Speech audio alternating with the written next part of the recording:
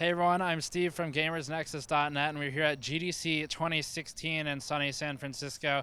Today we're talking about AMD and their moves with DirectX 12 and virtual reality, and those are big announcements today from the GPU and CPU manufacturer. We've also spoken about a couple of other games in recent conversations here, and one of them that you'll see on the channel very shortly is with Total War Warhammer's developers Creative Assembly. That will come up in this video.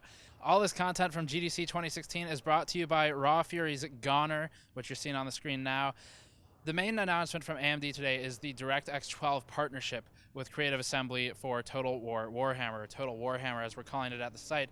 And that DX12 partnership is interesting for a few reasons. One of the main ones is because the Total War series have so many objects drawn on screen at once, so many draw calls, and really a pretty heavy amount of load placed on the CPU.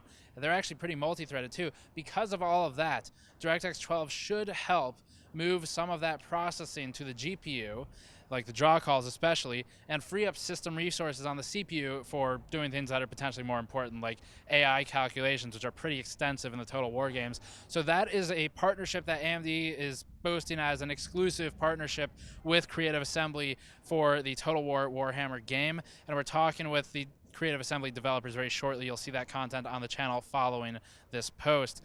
The next item is virtual reality and all of the stuff that AMD is doing there. So one of the things they're looking at is China for VR development, and that is because China is a pretty rapid and growing consumer of virtual reality products. So AMD specifically is trying to create what they call VR cafes, basically iCafes or PC Banes in Korea, and they're creating those to basically build up a VR audience in an environment where it may not otherwise be accessible. And so that of course requires high-end hardware and it requires the VR headsets or the HMDs themselves. The final major item here is the Radeon Pro Duo that AMD has announced, and it's sort of like Corsair's Bulldog in that it's basically just a complete system that's high-end and being sold for VR specifically.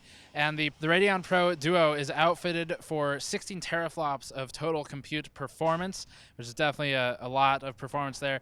And it's got the setup that you can see on the screen with all of the components. This particular one is built by Main Gear. We're not presently sure if other SIs or partners will be involved in the construction of this particular system, but the Main Gear one that you're seeing now is what we've seen in terms of early models of the Radeon Pro Duo setup. Now this build is specifically meant for the purpose of developing for virtual reality, and that is something that of course is very resource intensive, more than what you would experience as a user playing the game, because they've got to compile and do all the rendering and rasterize, all this stuff that game developers have to do. So those are the three main announcements. A couple of smaller things they're doing. AMD is working with Crytek on what they're calling VR First. They're basically helping universities get into the game of developing for and using virtual reality.